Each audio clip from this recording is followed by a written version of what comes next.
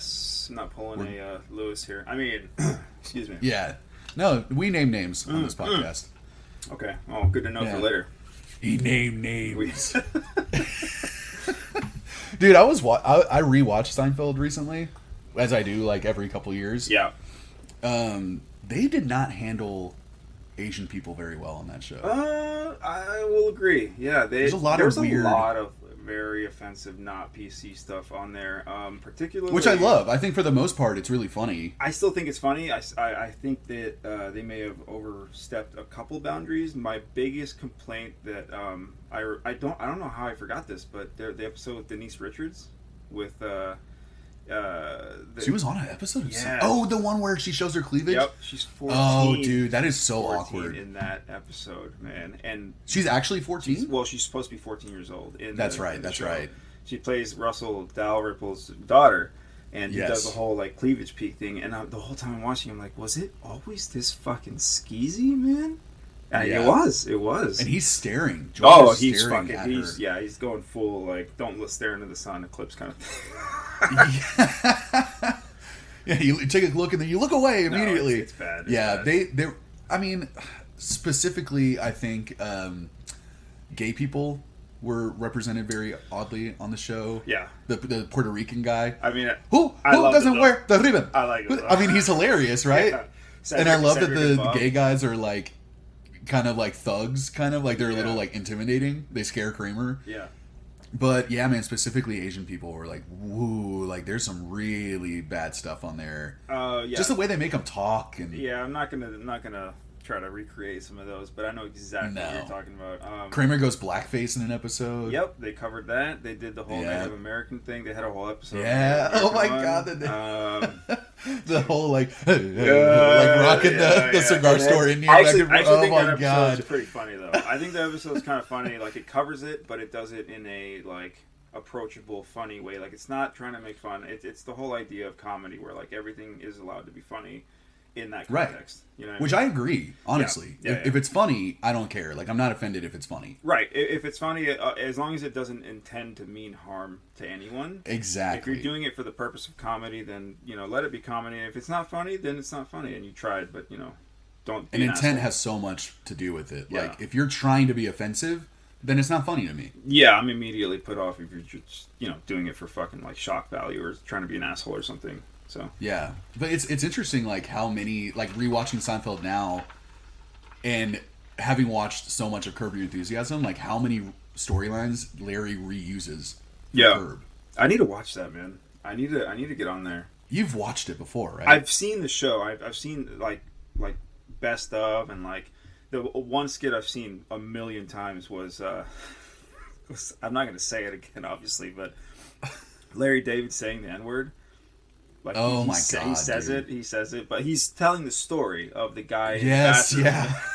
Like he said it, and like he didn't mean to say it, but he's recreating the story. And then what's his name? The surgeon gets like he overhears him. Yeah, and they the all surgeon overhear like him. Shaves Jeff's hair. Well, I didn't off get like that. during the Get surgery. That far, but man. I'm talking about when what's that guy's name? JB. JB Smoove. Yeah. Oh man, Leon. Yeah. He hears. Yeah. It's just like a fucking avalanche of shit on him. He's like, yeah, when Vivica A. Banks is like, Larry just said whatever, and he's like, get the fuck out of here. He's looking at him. He's like, you said what?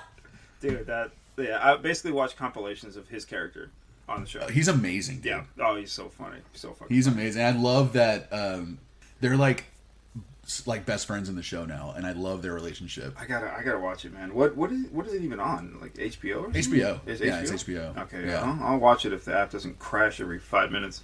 Yeah. Well, speaking of frustrating, what's up, buddies?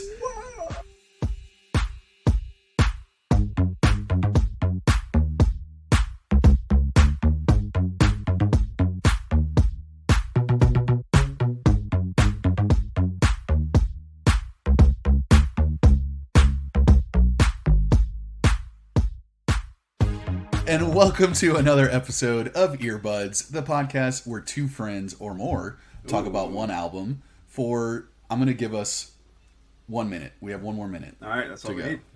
All right. you might hear a new voice, or maybe not maybe not new to y'all, but he's my special co-host today. Brett is not here. Brett is moving across country, so he is doing his thing, and we miss him. Dude, Andy, we got Andres Torres. What up?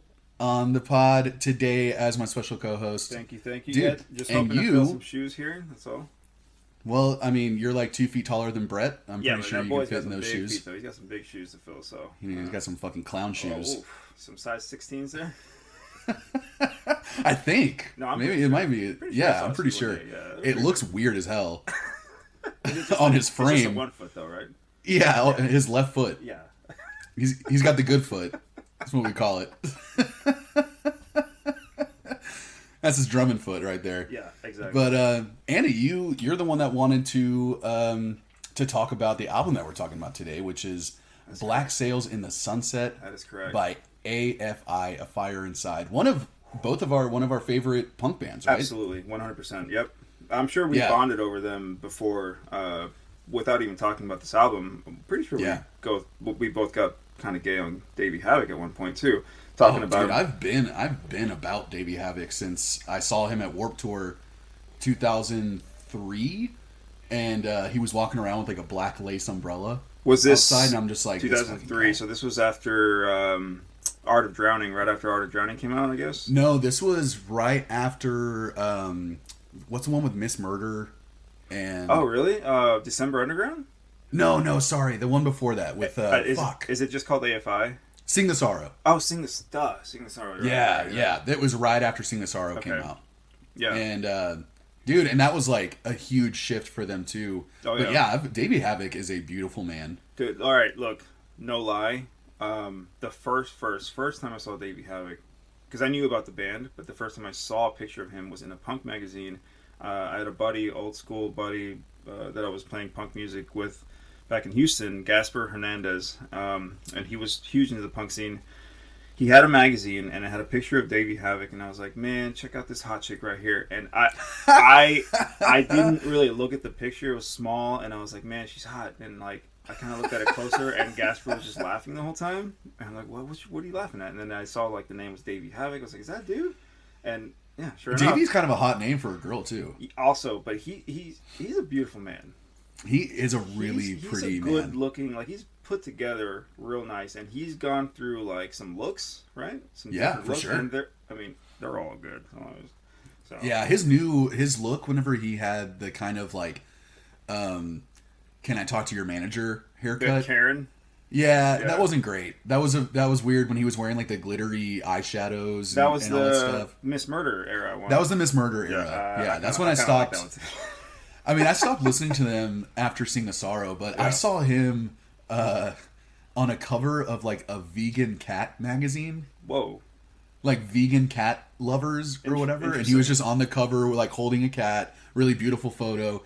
And this was like probably 5-6 years ago, and he looked fucking great. Yeah. And I'm like, dude, like look at Davey Havok now. Like he looks like a normal person. And when like this era, it was like long black hair. Yeah. Super pale, right? Like he was like pale.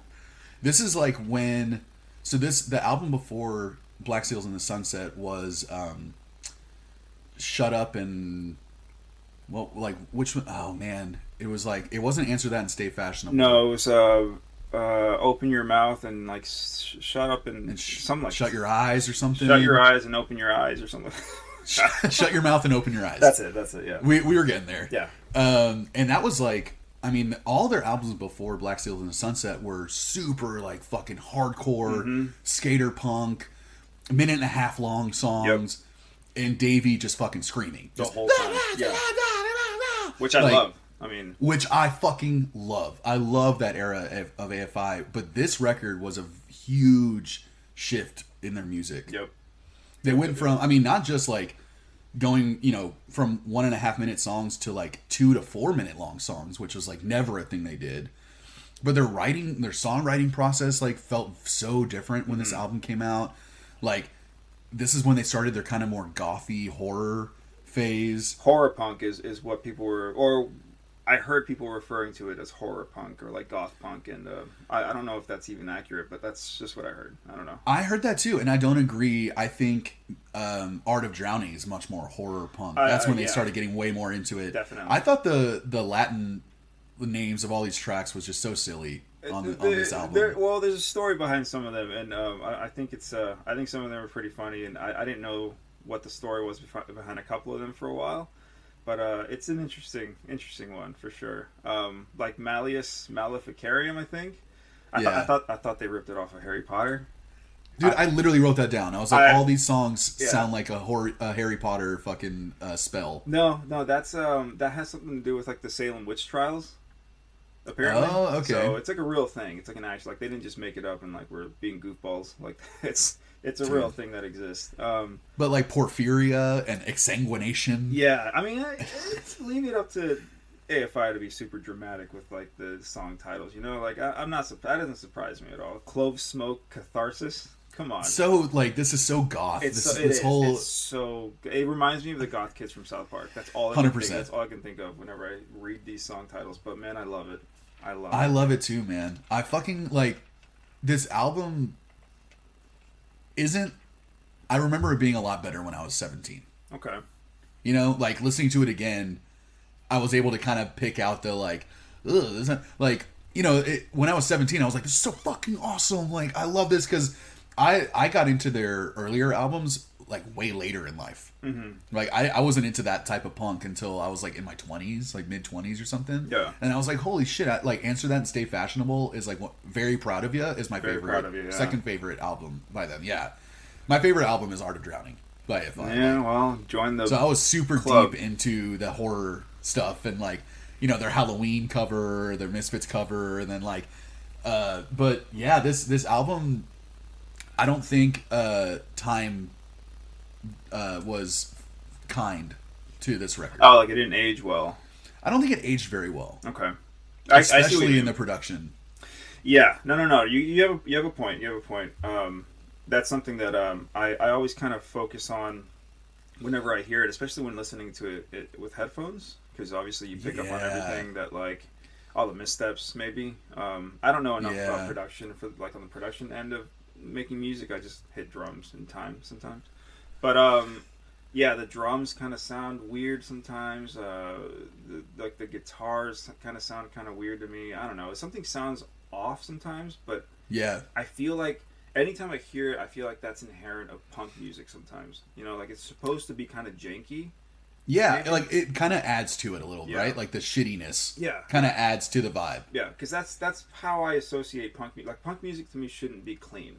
It shouldn't be like well produced. It shouldn't sound right. It should sound off, and something should be broken or some shit. You know what I mean? Like there are how many like I can name probably 5 punk bands off the top of my head that they came out with that super produced major label album, and people didn't like it at first. Like The Empire Strikes First with Bad Religion was like a very very produced Bad Religion record. What's the Rise Against one that has Anywhere But Here and State of the Union? No, it was like right before that one. Before that, yeah, and then like AFI with December or with Sing the Sorrow was a very different sound for them. Like, absolutely. There's so many punk bands that once it becomes too produced, like it takes away the DIY rawness to it a little bit. Yeah. So this album definitely has DIY rawness to it. Yeah. But it's not super fun to listen to sometimes. Like the drums sound terrible, the guitars don't sound good. Davey sounds fucking great. He does. On the whole, like the production of his vocals, his singing is fucking awesome on this record. But weirdly, the bass was like my favorite instrument on this whole album. Same. Really? I have an issue with the drums only because, no offense to the drummer, I kind of think like he wasn't very good on some of the some of the he's stuff. Pretty sloppy. It's very sloppy, right? Like it wasn't just me just being like overly critical sloppy. or anything. Okay, so there are some parts where like it's kind of sloppy. I'm like, man, I could have done better. And then there's a lot of fills in the record that you're like, ooh, he kind of fucked up. I kind of and they kept that one for some reason. I kind of wince at him. I'm like, man, come on, you could have done better. That's really what you're gonna give us, but whatever. Yeah, and it's interesting because I think a big reason why the songwriting is so different is because this is the first album with Jade Puget on guitar, and Jade is a huge influence on their sound. Dude, him and Davey are like besties. Yeah. Yeah, they have that other band together, XX or something. Oh my god, it's Black Audio, Audio. There you go. Yeah. And then they have something with X. Yeah, some other like. It's like their hardcore punk band. Hardcore punk, yeah. Which is pretty fucking good, honestly. Never heard them, but I have heard Black Audio, and dude, I'm not. I didn't like it at all. That's not no, it's way too 80s, like goth pop. It's just. I mean, they're into fucking, the Smiths and Duran Duran and The Cure. It's all I could think of is Flock of Seagulls. That's all I can think of when I hear that band, man. It's not for me. But it's cool that AFI has been able to change their sound so much through the years. Oh yeah. But they always go back to their roots. Like when you see them live now, they're still gonna play fucking Exsanguination. Right, and then they'll play their new shit that's so different, Yeah, they understand like where they came from, their roots. They're gonna play the stuff that got them where they are. I would hope so, because that's what the fans want to hear ultimately, right? Yeah, and I've heard that one of their latest records, if not their latest one that came out, is kind of a throwback to this sound. Yeah, which I'm really interested in hearing. I can't remember what it's called. I don't know, but it released just recently, and I've heard good things. Yeah. Yeah, I've heard really good things, actually. Heard very good things about it. I will admit, I have not heard anything. I didn't hear anything after, I want to say, December Underground. So there's an album that came out after December Underground that I heard. They have a lot of albums. There's so much stuff. Yeah. There's so much material. But I remember seeing a music video for it, and I heard the song, and I was like, not for me. This is not the AFI that I know. Like, I don't know what direction you guys are going, but I'm out. And then I never really ventured any further into that. So yeah, I feel like listening to a random album that they released in like 2016 or something would just sound like a totally different band to me, because it's like an evolution of how they got there, and I haven't heard anything in between, really in between Sing the Sorrow and like their newest stuff. So it's going to sound so different to me. So you weren't. But I want to go through that. I want to go through that ride. I want to listen to all of them and see how the change happened. Yeah, that's gonna be a long night. So it's a lot of stuff to go through, man. I mean, this album, when I saw that Black Sails was 46 minutes long, I'm like, that doesn't sound right. I'm like, oh yeah, fucking God Called In Sick Today is like a 13-minute long track. Well, it's like 8 minutes of silence, apparently. Yeah, so, for sure. I mean, which I skipped through all that shit. Yeah, I was a little confused about that, because it's God Called In Sick, which is technically, I think, what people consider that to be their first ballad. Yeah, right. And people love that song. People fucking love that song. When people talk about old AFI, like when they started changing their sound, that's the song that comes up. That's one of the ones, right? Yeah. Because it's so different for them. It is like, it's the only song that ever sounded like that. But it used to be one of my favorite AFI tracks, like, forever. Really? But now that I'm like 20, but now that I'm 20 years removed from it, I'm like, it's fine. Yeah, it was never my favorite to begin with. No. I mean, from the day that I heard this album to now, like, it's never, I don't get it. I don't get the hype. You know what I mean? Nostalgia makes it an honorable mention for me, because we just listened to that song so much in high school. Oh, okay. Maybe that's what it was. But yeah, listening to it now, I'm just like, wow, we gave this song way too much credit. Yeah. I would say the song that comes at the end of that track, I think it's called Midnight Sun or Midnight Summer or something. Yeah. It's like a hidden track, I guess, but it's at the end of that whole track. That's a good song. That's like see, I think it could have stayed hidden forever. No. I'm like, that didn't have to crawl out of its hole at all. I don't like that song at all. Really? Yeah. I think it's just like standard, like, standard issue punk. I think it feels like a B-side, like a throwaway. Yeah, no, that's true. Like it kind of, they buried it for a little bit and they just kind of threw it in there, but I don't mind it. It's not the best song on the album not even close. Like, do people even do hidden tracks anymore? That's a good question, man. I don't know. I used to love that though. It used to be my favorite thing. Yeah, when you would buy a CD or something, and like you buy a special version or a special like issue or printing of that CD, that album, and you get the version with like this weird song at the end or something, and like I don't know. It was always the Japanese versions that had the cool. Dude, they get all the best stuff. Yeah, they got all the best shit, like the German and Japanese versions. You're like, why do they have 3 extra tracks? Yeah, Americans on this Rancid song or Rancid album. Like, well, how come they get 3 extra tracks? Well, like, they deserve it. We don't deserve any of that. That's true. We don't deserve anything. We don't deserve Davey Havok. No. Ooh. No, we don't. No, we do No, not. sir. But we got him. Well, we got him. And I mean, it's, I remember that was always the very exciting feeling, like when you're listening to an album, because I mean, you probably did what I did, like you listened to the whole album all the way through when you got a new record, right? Like, yeah. Which people don't even buy records really anymore. And when you realize when the last song ended, but then the CD didn't stop playing, you knew, you knew something. There's something after this, you get and you just sit there and you wait for it. I remember there was a Korn record, and I forget which one it is, but there was a hidden track in between, like, track 10 and track 11 that would only play if you didn't skip to the next song. It was like whenever I would play it on my CD, it would count down. Like, rather than, like, you'd see the time code, like, count, like, 1 second, 2 seconds, 3 seconds, like, the song's going. Yeah. If you let the last song end, the next song started with, like, 17 seconds of something weird. But it was counting down from 17 seconds. It would go negative 17, 16, 15, 4, and it only did it if you didn't skip to that track. Right. I don't know how they did that, and I have never seen it since. What That's album? like the only album. You don't know what album dude, it was? I want to say it was Issues. Oh, okay. See, that might be the only one that, like, of the older albums that I didn't follow through, like, listen to completely from beginning to end. You know what I mean? Oh, man. I'm pretty sure that's the one that I did with Luis, like just the two of us on an episode of Earbuds, and it holds up, dude. Really? Yeah. The production is incredible on that album. Okay, I gotta give it another shot then, because in my opinion, I think that one's kind of like when they were on the out, you know, because I think the next album was Untouchables. Yeah. And I made the big mistake of going to CD Warehouse and buying that album. Because it was terrible. But angsty little 14-year-old Andy would listen to that album from beginning to end on the bus and just like hate everyone. But you didn't like the album? Well, no, I hated myself for listening to it. You would listen to it to get mad at the world. That's the thing. Like, you buy a CD and like, what are you gonna like? Could you return it if you didn't like it? Is that a thing? Yeah, for sure. Yeah. I never. Did you ever do that? No. Okay. I bought so many bad records, dude. Same. I would buy. Like, if I should have returned El Nino, but I didn't. Oh my god. El Nino. Remember the Little Nicky soundtrack? How fucking like huge that was for any nu metal fans? Yeah. The Resident Evil soundtrack. The like, oh man, when nu metal was king. I mean, I kind of when Cold Chamber was on like movie soundtracks for some reason. I kind of miss it, but then I don't, because it's cringy to think about that era of us in that era, I guess. Oh, dude, yeah. Because that was when I was wearing shirts that said like "Remember my name, you'll be screaming it later," and I hadn't even kissed anyone.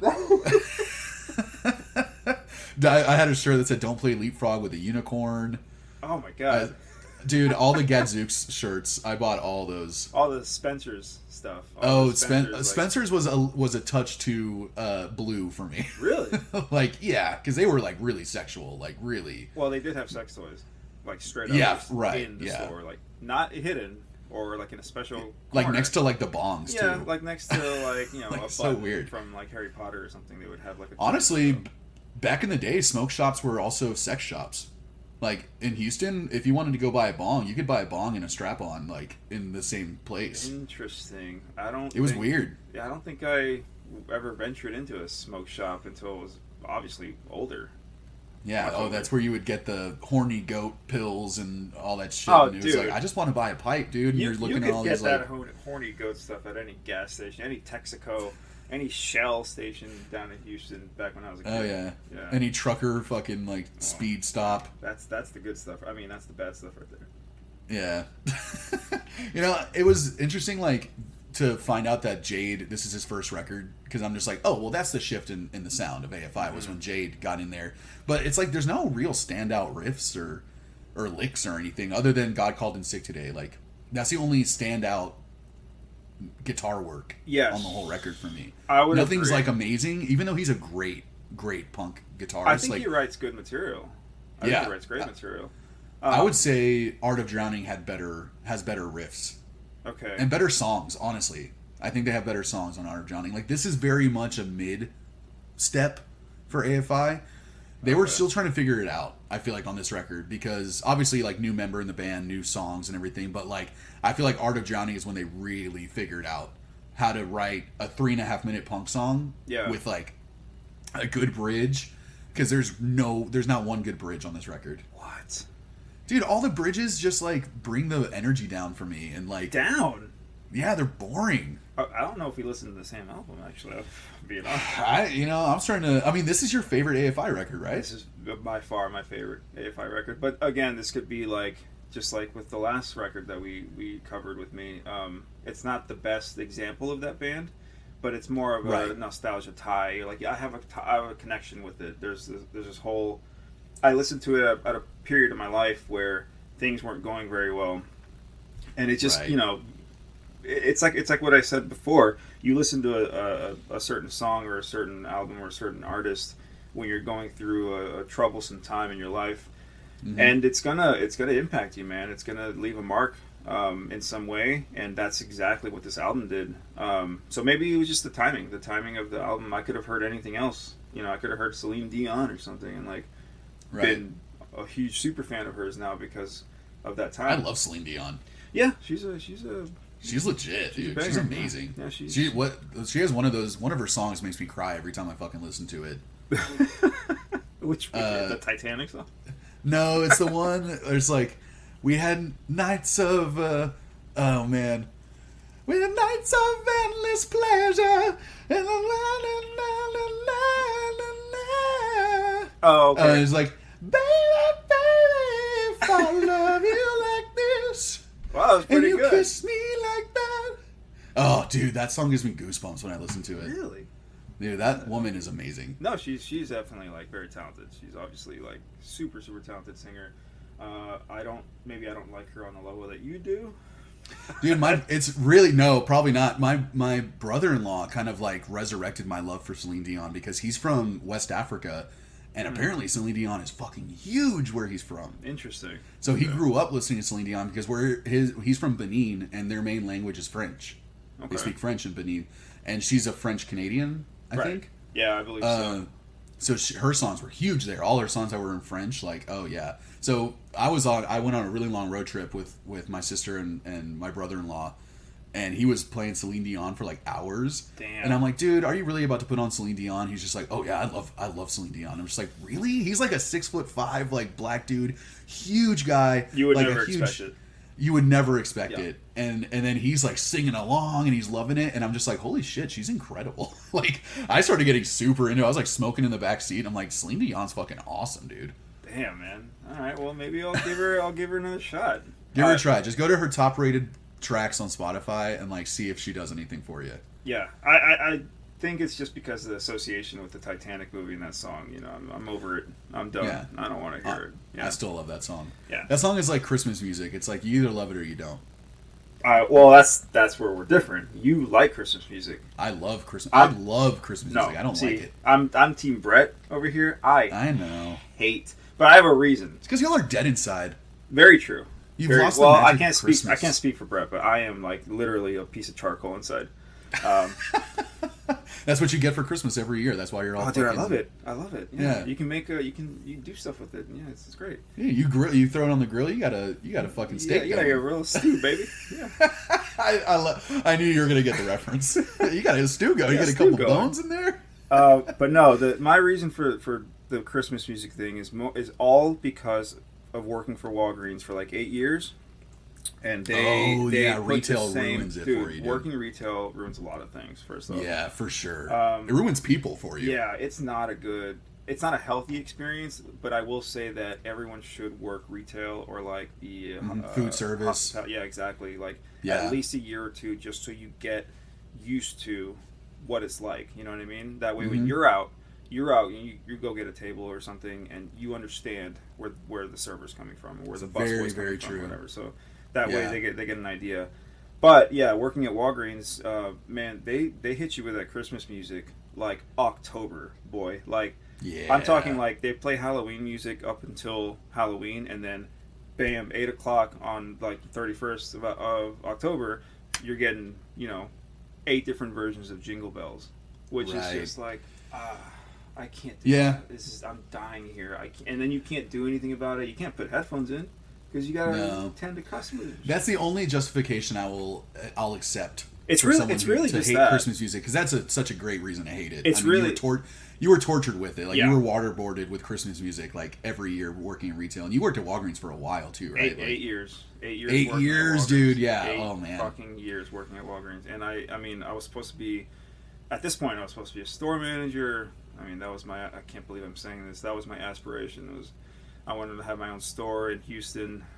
At one point, I cannot. Yeah. believe I mean, it. when you're in it, it's hard to see doing anything else, right? So you're just like, all right, well, let me try and aspire to do something here rather than just fucking, I guess, be an employee for the rest of my life, Yeah, I mean, at least I had like a vision, but Mm-hmm. it's just depressing to say out loud like that vision was be a store manager for a Walgreens in Houston, Yeah, West Houston.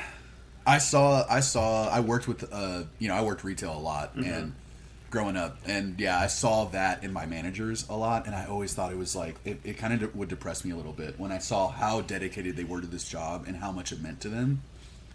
I'm just like, man, this bums me out, because I had such high aspirations. I'm like, I'm in college, I'm going to try and do this and this, and they always wanted me to take the job as seriously as they took it. I'm just like, hey dude, this is like, No. in the meantime, for me, I'm not here to stay. Like, I don't give a fuck how quickly I can hang up a t-shirt. Yeah. Like, to do it as quick as possible. Like, I'm just gonna hang up this shirt however I want to.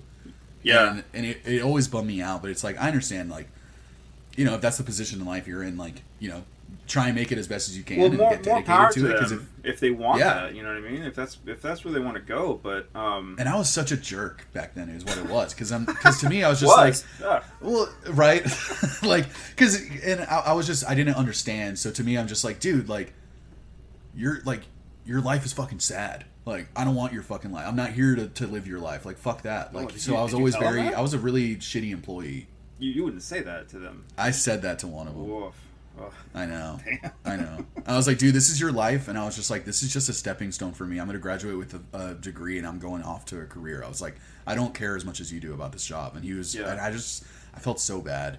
No, but like, that's thinking fair back though. on that, That's fair. I mean, why would they shouldn't have those expectations? Is what I'm saying. Like they shouldn't have Yeah. had like some kid in college. What do you think he's in school to be something else? He's not in Right. school to come back and work for you and then eventually take over 20 years from now. Like this, that's not how. You think I'm going to get dedicated to making $500 a month? Dude. Like, fuck you, man.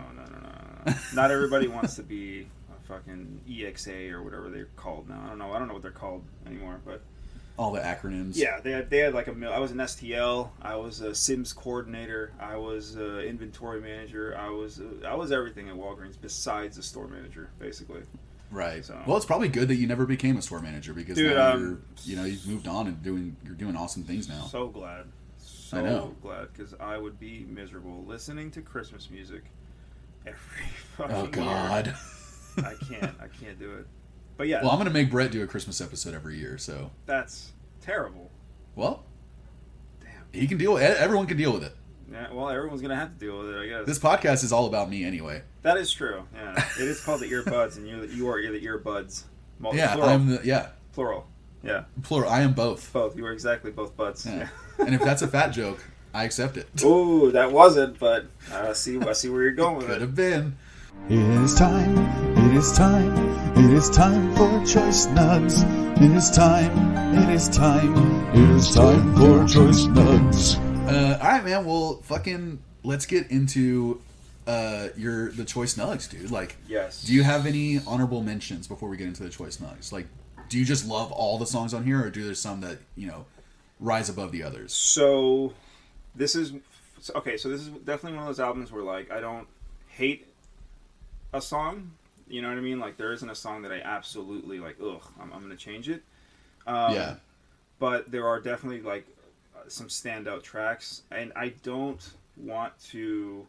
I wanted to make the first track a nug, but so here's the thing with like AFI. I don't know if you would agree, they start an album really well every time. Yes. They're really good at that, right? They're really good at setting up the what to expect. Yes, the first Yeah. track is always a minute and a half, kind of like build up. Very, I love the chanting, the group vocal thing. We are leaders. Yes. We are one. Oh, so I love fucking it. cool. It's so Yeah. hype, right? It's so Yes. hype, and then it goes directly into where it should go with the second song, and it's just like the flow to me makes a lot of sense. I will say though that the whole album kind of loses a little bit of steam like halfway through, because yeah, like Clove Smoke Catharsis, I think. Yeah, exactly. Kind of brings it down a little bit. It's too slow. It's very slow. It's extremely slow.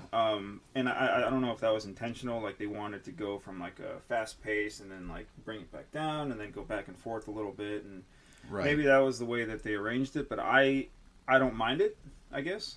All right, so there's not one song that you dislike. Not really dislike. There's little points about songs that I dislike as a whole, like we talked about the production, the drums kind of like, they rub me the wrong way on certain songs, like, they could be better, maybe the sound or the drummer himself.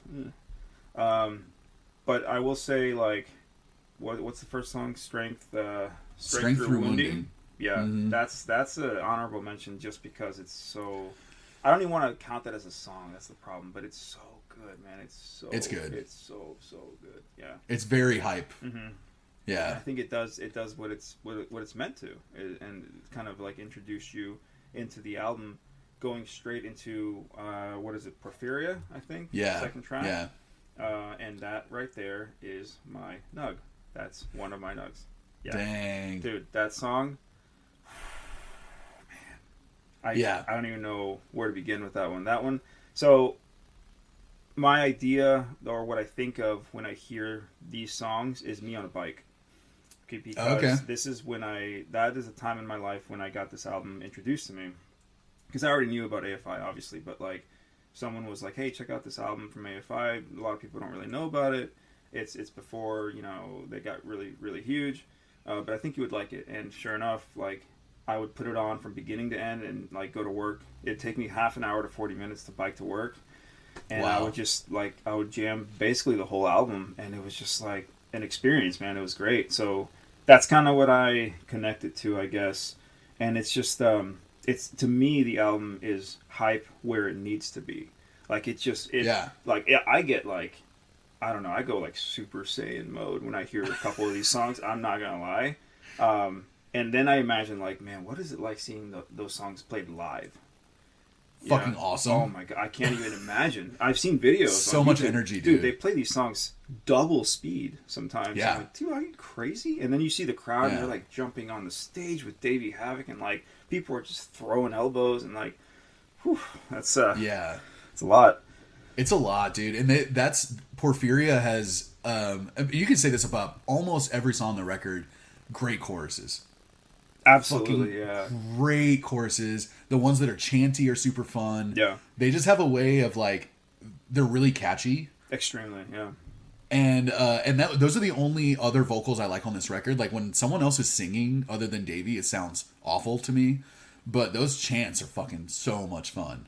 Okay. Any chanty chorus on this record is just so hype, and Agreed. Porphyria has a great one. Yeah. What other songs? I don't really know. Like, I mean, I guess other artists are doing, other people in the band are doing like background vocals, but like, yeah, that's what I mean. Okay. Because the background vocals are bad. Yeah, they're not. I mean, they're not like spectacular. That you're right. They're weak. The chanty stuff is like obviously the best stuff, and then Davey's stuff is great. But so fun. There's that one song I wanted to ask you about, Clove Smoke Catharsis. Yeah. Dexter Holland does background vocals in that. Do you know that? That's the singer from Offspring. Dude, that's so weird that you said that, because when I was listening to this record, Christina was saying, she was like, this is AFI? I'm like, yeah. And she was like, wow, they sound so much like the Offspring. Uh-huh. And I never made that connection until she said that, like that sonic connection. Yeah. And then I was listening to this, I'm like, it does sound a lot like the Offspring. And he's singing on that fucking song? So here's the thing. I had no idea. He's not listed. It's weird. He's not listed as like a feature or anything, background vocals or anything. He's listed on like the wiki, like as participating. Oh, but wow. I don't even think they mentioned that he's in the song, but I know he is. And he's only in the very last line of the chorus. So the last chorus, he like does a call and response kind of thing to Davey's like parts. And it actually sounds super cool. But you can barely fucking hear it.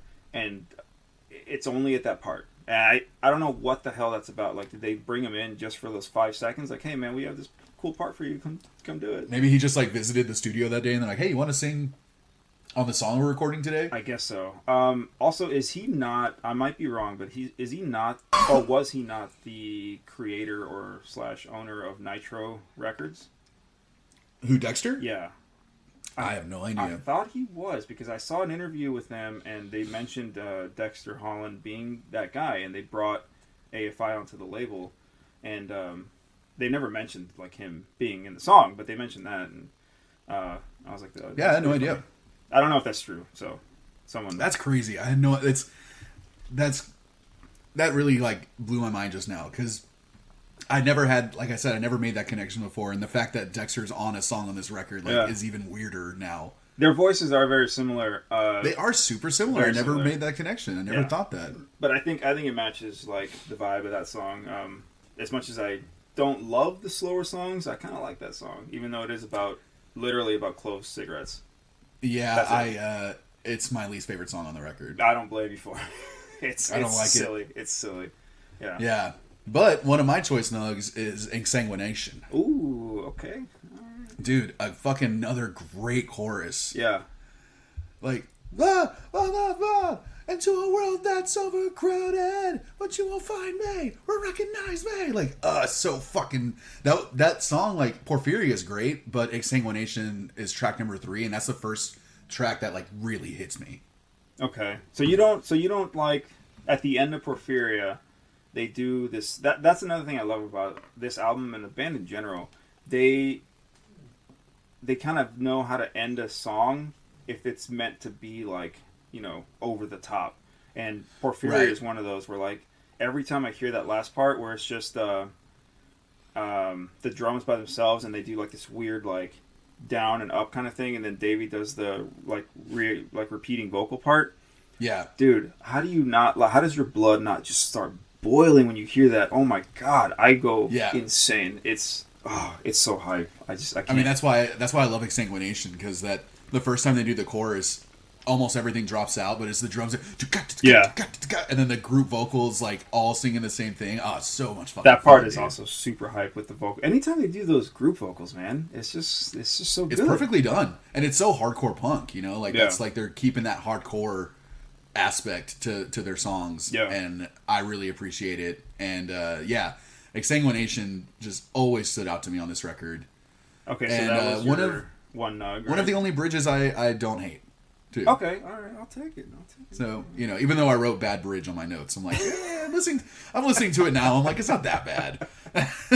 No, it's not that bad. No. I enjoy the bridges, but maybe I don't know. Maybe I'm just biased just because of what the album means to me. Maybe I don't know. Who knows? Right. I mean, it's like when we were talking to Erin about Guster, and she was just like, "Yeah, I mean, she has so much nostalgia tied to that record and a personal connection to it that it's just like it doesn't matter if it could be objectively people say it's a bad album. It's just like, well, I fucking love it because it means a lot to me. Yeah. So it's super valid to have that. The emotions tied to it, right? Yeah, 100%. Yeah, I agree. But there's a lot of great songs. Like I have a ton of honorable mentions, like Malleus Maleficarum, Narrative of Soul Against Soul. Oh yeah. No Poetic Device, The Last Kiss, Weather Tome. I mean, there's some fucking great songs on this record. Only a few I don't like. Like I didn't like Clove Smoke Catharsis. I don't like At a Glance. At a Glance. At a Glance, like felt like they were trying to rip off the Misfits or something, and I didn't like it. Well, I just feel that's the one song that I feel like, that didn't need to be on there. It didn't like it doesn't. If it wasn't on there, I wouldn't miss it. Basically, you know what I mean? No, same with Midnight Sun. I'm just like, that could have stayed in the fucking wasteland for all I care. They could have left the song at 3-4 minutes or something instead of putting all that silence in there. Exactly. And then the song at the end. Yeah. And apparently there used to be some like poet, some poetry on it, but I don't think it's on there anymore. No, I heard it. I listened to it with headphones, and I was like, I don't know, because you hear someone talking, and I think it's Jade. I think it's Jade. Yeah, reciting some poem. Yeah, but I don't know, dude. It's so like, it's hard to tell. It's hard to hear. I also can only hear out of one ear, so Right. it's only in the right channel, and Maybe. I don't Yeah. even hear it or Maybe so. something. Shit, I didn't think Who about knows? that. Yeah, but What's your second choicey? I gotta go with Malleus. Oh, dude, another Malleus. fucking great chorus, Yeah, man. that's the song. So to me, that's the song that besides God Called in Sick Today, which I don't get the hype for that song. I don't understand why people love it. But to each their own. But the other song that people mention all the time is Malleus off of this album. If this album's ever talked about, they're like, oh, dude, Malleus is like, that's my jam. That's my number one song off of there. It's the best. But yeah, I gotta go with that one just for the same reason as Porphyria. That part at the end, the build up into the outro is just like, again, hype. So hype. Yeah. So good. Yeah, and I love the chorus. Like, we all live dead. Like, man, Davey can write a fucking great chorus. Yeah, and I always thought it was funny that if you look at his lyrics, they don't rhyme at all. No, most of the time they do not. No, but he's a great songwriter. Yeah, I like the lyrics a lot. I think it's his method of saying the words, because you can have like a way, like a pronunciation method, Right. And it, even though it doesn't rhyme, it still feels, it still works It works, somehow. right? It works. Yeah. Because when you hear stuff that doesn't rhyme, you're like, that doesn't sound cool. You sound kind of lame. But then when he does it, for some reason, I don't know, it sounds good. Man, that fucking ashes fall and I'm rising up again. Ashes fall and I'm like, what a fucking hype Can you bridge, imagine dude. being at a show? That live and, would be like, so much fun. I would die. I would get hit in the face and I would die. It's just too good. Man, yeah, that's a fucking great track. My second choice nug is the prayer position. Prayer position, okay. I love the chuggy verses, and then they kind of keep that going into the chorus. Yeah, it's an interesting rhythm. It is interesting. Yeah. Like, it's super catchy chorus, but it feels very 90s. Yeah, it does give off a 90s vibe. Well, I mean, it is. The album came out in 99, so 99, yeah. yeah, so that kind of fits, right? But man, yeah, that like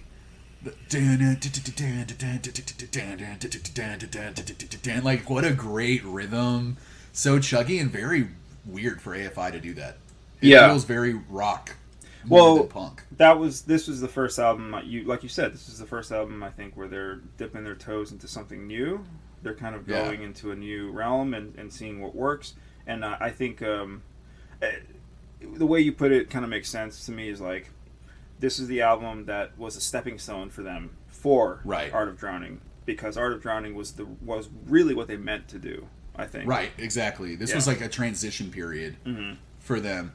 But, it's funny because the first time I listened to it, I was like, man, this album is not as good as I remember it being. And then all the subsequent listens, it just got better and better. It's just catchy, man. Like that. It's so catchy. I agree with what you're saying, because, like, as a whole, you're like, I kind of like other stuff, but then you start hearing the songs again, and you're like, and then you catch yourself later singing them. Like the choruses or something, or even the drum beats. Like, you start, like, repeating some of the drum beats from some of the songs. You're like, I thought I said that this album wasn't good. Like, what am I doing? I know, right? Yeah, like, the in prayer position where it's like, and in the distance is a gathering that no longer seems so far away. Like, it's so fucking, it's very well, yeah. I don't know. It's a song that, like, you could just jump up and down when you're watching it live. Great. Like, it has that rhythm to it. Great rhythm to it, man. Yeah, I agree. Yeah. I agree 100%. And what was up in the before we get into our ratings, dude, like, what was up with that in the Last Kiss, that fucking Rage Against the Machine Tom Morello shit that Jade was trying? Okay. Yeah, what is that? Like, what the fuck was that, dude? I'm glad you brought that up, because I don't know what the hell. The first time I ever heard that, I was like, my phone is like, or actually it was an iPod at the time. My iPod must be like wigging out, because this does not sound like a punk rock song. Like, what is happening? I did not remember that at all. And when that happened, it like caught me off guard. I'm like, he is clearly doing a Tom Morello like pickup thing, right? Where he's like, like, yeah, he's doing the little pickup switch. Yeah, and it doesn't work very well. No, it's so out of place, right? It's very weird. There's a lot of out of place stuff in this. Like, yeah, for sure. But that one right there weird was transitions and stuff. Yeah. Why would you do that? And I think that's just Jade. Like, that's him showing his other side. That's basically what would become their other groups. You know what I mean? Like, right. He's kind of like putting out a little bit of feelers from. They're like, save side. it for Black Audio, dude. Yeah, exactly. Yeah. And luckily, it only lasts 6 seconds or something, 5-6 seconds. Yeah, It's right. really quick, and then it's over, and you don't have to go through it anymore. Yeah, and dude, talking about like how they're really good at ending songs too. The prayer position has such a fucking great ending. Oh yeah. It's almost like double bass or something going on towards it. And it just gets like really fucking. He does a lot of floor tom work with like the bass drum. I noticed, or at least tom work in general. Yeah. Which, man, it's crazy because I know he's a good enough drummer, and then I don't know. I'm so divided sometimes on this album because you hear it too. Like you hear some of the drum parts, and you're like, man, that's not great. Yeah. No, the drums aren't spectacular on this record. But, all right, man. Let's get into ratings. What is your rating? What are you going to rate this album? Oh, I'm going to try to cut the nostalgia factor out of it entirely. No, don't. That 100% factors in. Yeah, all right, okay. I mean, I don't want to go too high because I was thinking along the lines of like a 7.9. Wow, I really thought you were going to go in the 9s here. No, not that high. No. Come on. It's your favorite AFI record, and it's still only a 7.9. Yeah, it's almost an 8. And okay, yeah. I mean, you're a cup is half full guy, I guess. So like, I'm looking at it half empty right now. I need to switch my perspective, I guess. I guess so. Yeah. No, 7.9 seems fair. For because it's got its flaws, and I think it does what it needs to. It delivers on what I want. You know what I mean? Right. And although it is a stepping stone to an album that I don't understand the hype for as much, because Art of Drowning. You don't like Art of Drowning. I like it, but anytime I have this conversation, this might be a punk rock culture thing too, because I've never met anyone more gatekeeping than like hardcore punk rock guys or people in general. You know what I mean? It's disappointing, but it's true. You tell them like, oh, I'm into Henry Rollins or like Bad Religion. They're like, okay, name every single member and every single song that they've ever done, idiot. Right, like, or it's like, oh, well, which album? And you say, whatever, and they're just like, that's when they already sold out. Yeah, they sold out. Sound. Yeah, you're not listening to like the underground like mixtape they made when they were like 5 years old. Like, shut up, man. Yeah, it's so annoying and frustrating because me and Brett have talked about it so many times on this podcast where like the punk subculture is supposed to be accepting of everything, and it's a place for a bunch of misfits and people who don't fit in to all feel like they can fit in. Yeah, and then for some reason people have made it gatekeepy where it's just like, oh, you like Rancid? Yeah, like you said, like name fucking Lars Fredriksen's like shoe brand, and you're like, dude, fuck you. Like, but Black Sails, I feel like Art of Drowning appealed to women a lot more than AFI's previous stuff. That's funny that you say that because every girl that I know that is into AFI, the Art of Drowning 100%, like by far, not even close, is their favorite. Like they don't even, it's no question. It's like, what is even Black Sails? I don't know that album. Art of Drowning is the best. Yeah, exactly. I feel like their previous stuff might be for a lot of like people who aren't super into hardcore punk. Yeah. I think would be too much for them. So Art of Drowning was like that entry point for a lot of people. Maybe. I guess I shouldn't say women. I think just an entry point for a lot of people who aren't into hardcore punk. So it's like that makes more sense to me. Where it's just like that one got more popular, and I think that's when like a lot more girls got into the scene from that album. Like all the girls that we hung out with in high school, like all loved Art of Drowning. Yeah. Like that was like their fucking AFI record, and I was all about Art of Drowning, but most of my friends were all about Black Sails. Oh, like, interesting. Yeah, like Peter's favorite album is Black Sails. Like I know Chris loves it. Like it's well, geniuses think alike, I guess. Huh? I guess so. I'm gonna lump myself in there. Well, I like AFI. You at least listened to this album and gave it a shot. Yeah, So I really like it. Yeah. I really like it. I think like you said, it has its flaws. The production's not great, which is fine. You know, the budget and all that stuff. Like, they did what they could. Yeah. But Davey Havok is a great songwriter. Jade is a great fucking songwriter as well. Like, his guitar stuff is great. Super catchy choruses. Only a couple songs that I legit just didn't like. And tons of honorable mentions. And it's a really fun record. But I was, the first time I listened to it, I was like, oh no, like, I'm going to give this like a 5 something. Like, this sucks, man. I used to love this album. Dude, that's not bad. It's not good in ratings for me. But I'm giving it a solid like 7.2. Like, I'm a little below you, because Art of Drowning is my AFI record. Yeah. And it does, and I love their earlier stuff so much too. So it's like, I hear this album as, like we've said, like a transition, a stepping stone. So there's gonna be missteps. They're gonna kind of trip and fall here and there, finding that sound. Right. But for a record to, have a brand new guitarist on it, it's fucking great. Like, yeah.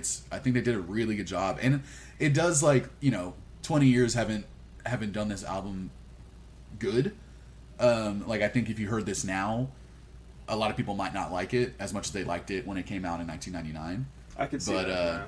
Yeah. But I think it's a fucking great punk record. Yeah. And yeah, man. And I'm like, this is just speaking of stepping stones. Like, I feel like this is our stepping stone into getting our AFI podcast. That we've talked about several times. Oh, hello. All right. Yeah. Well, that'll very quickly turn into a Davey Havok podcast only because. We could focus on Davey. Yeah. You want to talk about? Yeah. You want to talk about Tone Bones? Yeah. Oh man, we were saying before we started recording, like, I got the opposite of a tone bone on this record, so. From the music, but yeah. Still worth listening to. And if you mess with the EQs a little bit, it's not as grating sometimes. Those drums can be really tinny and empty. Yeah, man, I don't know what they were thinking when they recorded those drums, but it's kind of off-putting sometimes when you hear it, right? Like, it is. Like, I don't want to hear it. The snare is painful to listen to sometimes, yeah.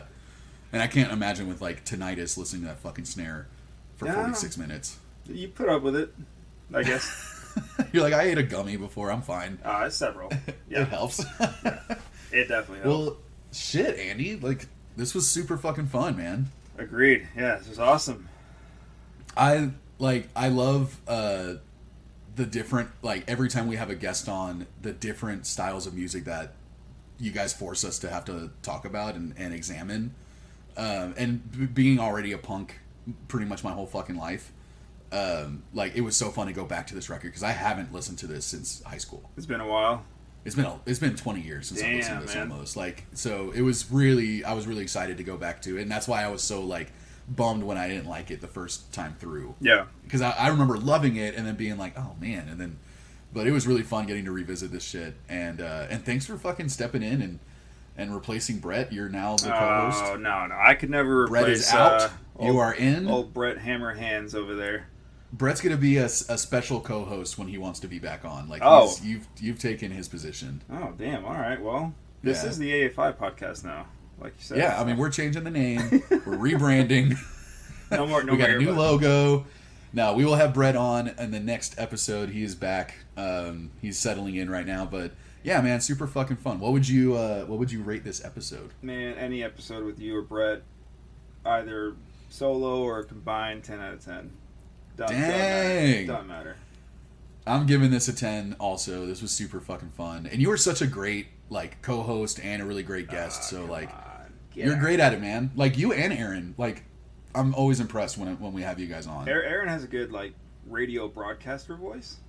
Yeah, she has a great energy, Yeah. and you guys just, like, it's really easy to talk to you guys, and I think that's really important in a guest. She mentioned, like, maybe doing, like, an album that we both like, and then jumping onto the podcast. I would love to have you guys both on, dude. I mean, how would that even work? I don't even want to get into the logistics of it. We should make that a drinking podcast where, like, we have you guys on and we're all drinking. Whoa. Whew. That'll be really fucking fun. I don't know, man. Might have to make that kind of short, because us all drinking... I feel like that's going to be a 3-hour episode. Yeah, it's going to be a lot going on. Well, buddies, thank you for listening. Let us know what you guys think. about AFI. Do you guys like AFI? Do you know this album? Do you like it? What would you rate it? Leave it in the comments, man. We're on Instagram at EVPcast, YouTube, Earbuds Podcast. Just look us up. You'll find us on every streaming platform and everything. Like, tell your friends about it. Rate our podcast and let us know what you guys think. Let us know what albums of AFI's new shit that we should fucking check out. Because I know that there's a lot of good stuff out there that I have not given the time of day. And thanks again, Andy. Thanks for joining, dude. Thank you. This is awesome. I don't know what album we're talking about next, but I think it's my pick. I'm pretty sure. No, I think it's Brett's pick, actually. But we will figure it out, and we will see what he brings to the table. Yeah. He always surprises me. But yeah, man. I actually am like 30 minutes late to a party. Oh, dang. So I'm gonna have to get the hell out of here. Go. But thanks again, dude, and thanks for listening, buddies. And Andy, this was good. Yeah, this was good stuff. As this always. Was good. Bye, buddies. Bye. And a 3, and a 2, and a 1.